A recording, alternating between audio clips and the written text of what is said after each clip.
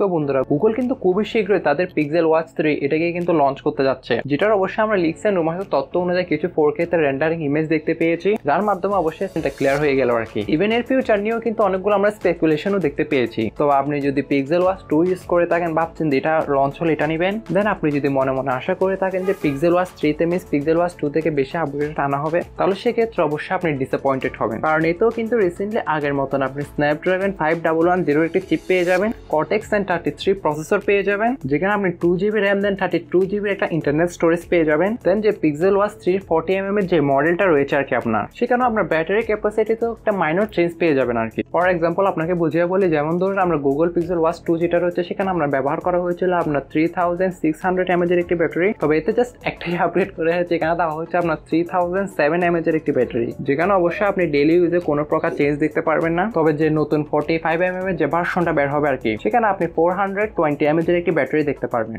আর বলতে পারেন যে 45mm এর মডেলটা কিন্তু প্রথমেই কিন্তু লঞ্চ হতে যাচ্ছে মিন্স পিক্সেল ওয়াচের ক্ষেত্রে আর কি। তাই আদার হ্যান্ড এটাও বলতে পারেন যে প্রিভিয়াসলি মডেল থেকে আমরা কিন্তু সোজাসুজি এখন কম্পেয়ারটা করতে পারবো না আর কি, কারণ এই দুইটা ভার্সনেই কিন্তু আপনি 24 আওয়ার্স এর কিন্তু ব্যাটারি ব্যাকআপ পেয়ে যাবেন। আর আপনি যদি ব্যাটারি সেভিং মোড ইউজ করেন তাহলে এখানে অবশ্যই 36 আওয়ারের কিন্তু আপনি ব্যাটারি ব্যাকআপ পেয়ে যাবেন। তবে পিক্সেল এই ক্ষেত্রে কিন্তু রিফ্রেশ রেটের বেলায় কিন্তু সেক্ষেত্রে আপগ্রেড করেছে বলতে পারেন, কারণ কি দুটোটা মডেলে কিন্তু আপনি 16 হার্টজের একটা ডিসপ্লে পেয়ে যাবেন। আর এটা একটা adaptive refresh rate supported display, যেখানে আপনি অলওয়েজ অন ডিসপ্লের জন্য কিন্তু 1 হার্টজ আর রেগুলার টাচ যেগুলো রয়েছে আর কি, সেক্ষেত্রে আপনি 60 হার্টজ ইউজ করতে পারবেন। আর পিক্সেল ওয়াচ 3 যে দুইটা ভার্সন বের হবে সেখানে কিন্তু আপনি ম্যাক্সিমাম ব্রাইটনেস পেয়ে যাবেন আপনি 2000 নিটস এর। হ্যাঁ, সেক্ষেত্রে আপনি বলতে পারেন যে মিন্স পিক্সেল ওয়াচ 3 তে কিছু বড় বড় ইমপ্রুভমেন্ট আনা হয়েছে, বাট বেশিরভাগ ক্ষেত্রে কিন্তু পিক্সেল ওয়াচ 2 এর সাথে কিন্তু ম্যাচিং পাবেন আর কি। তবে গুগল এই ক্ষেত্রে ওয়াচ 3 তে কিন্তু একটা কোর প্রসেসর ইউজ করেছে, তবে OnePlus এর স্মার্ট ওয়াচের মতন কিন্তু আপনি ডিউল ওএসটা পাবেন না আর কি। তবে আপনি স্ক্রিনে অবশ্যই 4K যে রেন্ডারিং ইমেজগুলো অবশ্যই লিক্স এন্ড রুমার্সের দ্বারা ভাইরাল হয়েছে, সেখানে অবশ্যই ডিজাইনটিও দেখতে পাচ্ছেন। দেন ইমেজে কিন্তু আপনি এখানে একটা নিউ ওয়াচ লুকও দেখতে পারবেন,